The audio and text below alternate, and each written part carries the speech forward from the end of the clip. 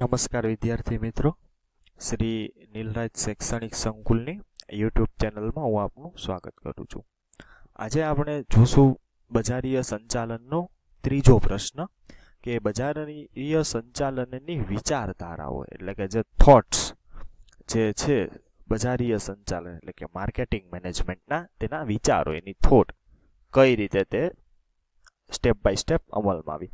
આપણે જાણીએ છીએ કે કોઈ પણ જ્યારે કોઈ પ્રક્રિયા અથવા કોઈ પણ નવી પ્રોસેસ થાય તો પ્રોસેસના અંતે આપણને રિઝલ્ટ મળતું હોય છે. કોઈ પણ જાતની શોધખોળ, સંશોધન, રિસર્ચ એ અચાનક કે કોઈ એક સાથે આવેલી કોઈ એવી ઘટના નથી, પરંતુ step by step, day by day તેનો ડેવલપમેન્ટ થાય છે, તેનો વિકાસ થાય છે, ત્યારબાદ જે છે તે અસ્તિત્વમાં આવતું હોય છે. આજે આપણે જે આપણી આસપાસ જોઈ શકીએ છીએ તે એકાએક કે અચાનક બનેલું નથી, પરંતુ સમય, સંજોગો અને પરિસ્થિતિ અનુસાર તેનું ડેવલપમેન્ટ થતું ગયું અને જે આપણે આજે આપણી આસપાસ જોઈ શકીએ છીએ તે છે આ બધું. એવી જ રીતે માર્કેટિંગ મેનેજમેન્ટ એટલે કે બજારીય સંચાલન તે કોઈ એકાએક અસ્તિત્વમાં આવી ગયેલી વસ્તુ નથી. સમયાંતરે તેની અંદર કોઈને કોઈ પ્રકારે ફેરફાર થતા ગયા અને નવી વસ્તુ જોડાતી ગઈ, બિનજરૂરી વસ્તુ નીકળતી ગઈ અને અંતે આજે તેના રિઝલ્ટ તરીકે આપણે જે છે તે માર્કેટિંગ મેનેજમેન્ટ અથવા બજારીય સંચાલન જોઈ શકીએ છીએ. સૌ પ્રથમ જે વિભાવના હતી એ હતી બજારીય વિભાવના, કે જેની ઉપર બજાર ઉપર એટલે કે માર્કેટ પર જે છે તે અત્યારે હાલનું બજારીય વિભાવના માર્કેટિંગ મેનેજમેન્ટ. નવું સૌ પ્રથમ હતી ઉત્પાદન વિભાવના, એટલે કે માત્ર ને માત્ર ઉત્પાદન ઉપર જ ધ્યાન આપવામાં આવતું, વસ્તુની ક્વોન્ટિટી ઉપર ધ્યાન આપવામાં આવતું, ક્વોલિટી ઉપર નહીં. કોઈ પણ સંજોગો, કોઈ પણ પરિસ્થિતિની અંદર ઉત્પાદન વધુ ને વધુ થવું જોઈએ એવી માનસિકતા એટલે ઉત્પાદન વિભાવના. પેદાશ વિભાવના એટલે પર પ્રોડક્ટ જે છે તે ખૂબ વધુ પેદાશ મળવી જોઈએ. સામાજિક વેચાણ વિભાવના આવી ત્યારબાદ. વેચાણ વિભાવના એટલે કે કોઈ પણ ભોગે સેલિંગ વધારે થવું જોઈએ. વસ્તુની ક્વોન્ટિટી, ક્વોલિટી, પ્રાઇસ આની સાથે કોઈ મતલબ નહીં, પણ વેચાણ ખૂબ સારું થવું જોઈએ.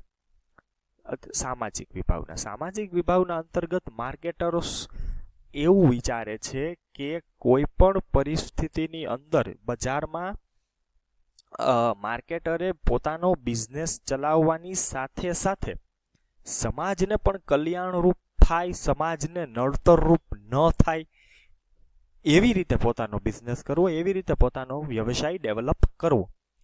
જેમ કે આપણે જોઈ શકીએ કે પ્રદૂષણ વધુ ન ફેલાવે, ત્યારબાદ જે છે તે નોઇઝ પોલ્યુશન ન થાય, આવી રીતના સમાજને નુકસાન ન થાય એવી રીતે પોતાનો બિઝનેસ આગળ વધારવાની જે વિભાવના છે એ છે સામાજિક વિભાવના.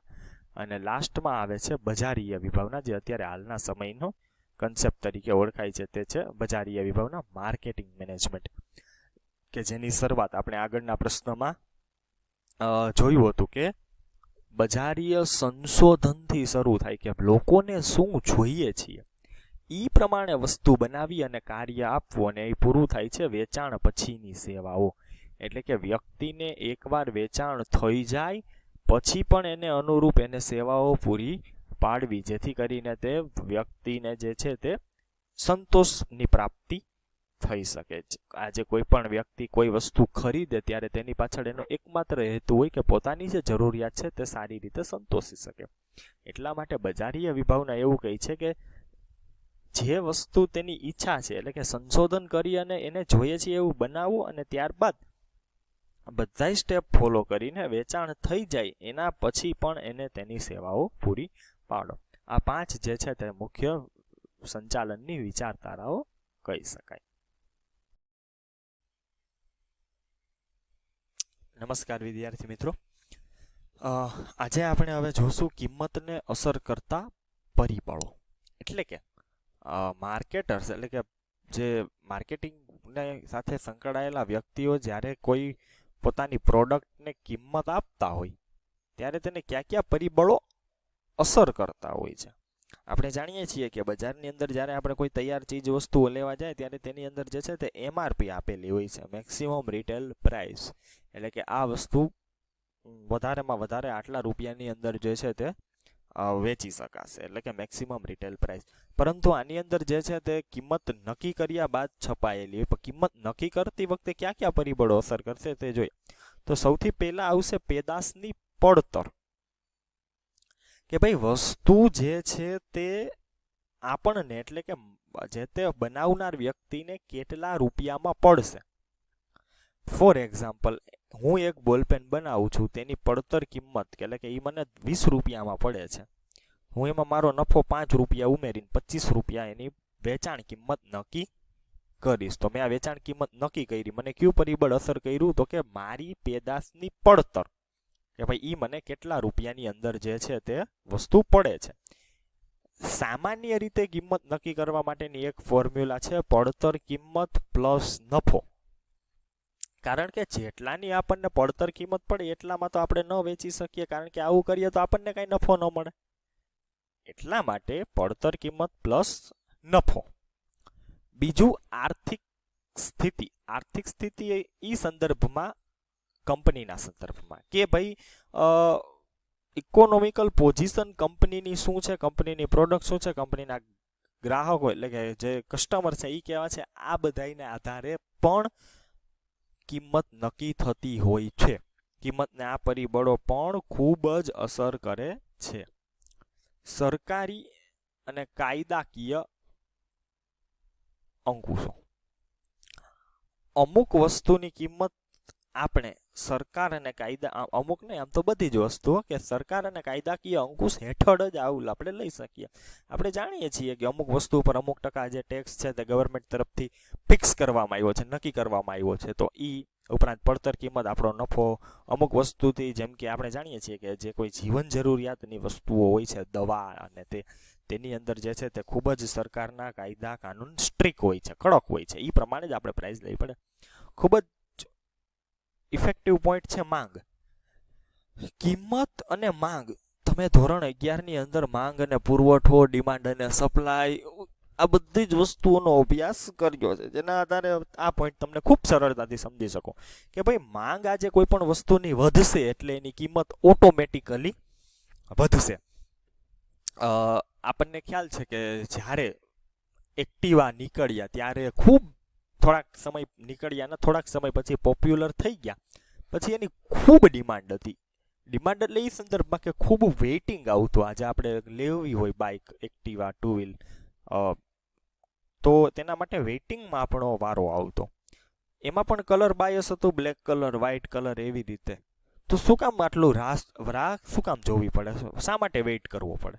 તો એનું એકમાત્ર કારણ છે માંગ હતી એટલી સપ્લાય નહોતી, એટલો પુરવઠો પૂરો નહોતો પડતો. જેટલી માંગ હતી એટલો માંગ વધી જતી હતી, જેના કારણે ઘણીવાર આપણે ઓન રૂપિયા દેવા પડે. ઓન રૂપિયા એટલે કે વસ્તુની જે કાંઈ ડિમાન્ડ, એની કોસ્ટ, એનો ટેક્સ, એનો પ્રોફિટ, આ બધુંય ચડાવ્યા પછી ફાઇનલ કિંમત નક્કી થાય, એની ઉપર પણ અમુક રૂપિયા, જેથી કરીને આપણને આપણા ટાઈમે વસ્તુ મળી જાય.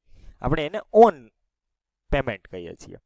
બજારમાં હરીફાઈ 100% પરિબળ અસર કરશે. હરીફાઈ, હું આજે જે બોલપેન 5 રૂપિયાની વેચું છું, એ જ બોલપેન મારી બાજુવાળો 3 રૂપિયાની વેચતો હોય, તો સવાલ જ નથી કે કોઈ પણ ગ્રાહક મારી પાસેથી નહીં જ લે, કારણ કે એ જ વસ્તુ, એ જ બોલપેન, એવા જ એના કેરેક્ટર, એવા જ ફીચરની બોલપેન એને 3 રૂપિયામાં મળતી હોય, શા માટે મારી પાસેથી 5 રૂપિયામાં લઈ? તો હરીફાઈનું જે તત્વ છે એને ધ્યાનમાં રાખીને મારે, અથવા કિંમત રાખવી પડે જો એ માર્કેટમાં મારે ટકવું હોય તો. એવી જ રીતે માર્કેટરને બજારની પરિસ્થિતિ નક્કી કરીને તેની કિંમત નક્કી કરવી પડે. ઉદ્દેશ આધારિત કિંમત નક્કી કરવી, કે ભાઈ ઉદ્દેશ એટલે હેતુ શું છે, એ હેતુ મુજબ એની કિંમત નક્કી કરવી. અને ખરીદ વર્તણૂક, જેને પરચેસ બિહેવિયર તરીકે ઓળખાય છે, કે વ્યક્તિની ખરીદવાની વર્તણૂક કઈ રીતની છે. તેને અર્જન્ટ જરૂરિયાત છે, જરૂરિયાતના ક્રમમાં, અગ્રતા ક્રમમાં આવે છે, નીચે આવે છે, કે જરૂરિયાતની એની પોઝિશન કઈ છે, એની ખરીદ વર્તણૂકના આધારે નક્કી થાય છે. તો આટલા પરિબળો જે છે તે કિંમતને ખૂબ જ નજીકના ધોરણથી અસર કરતા પરિબળોની યાદી છે. માત્ર આટલા જ પરિબળો છે એવું નથી, બીજા ઘણા બધા પરિબળો છે, પણ મુખ્યત્વે કોઈ પણ પ્રોડક્ટને આટલા પરિબળ તો અસર કરતા જોઈ જ્યારે એની કિંમત નક્કી કરવામાં આવતી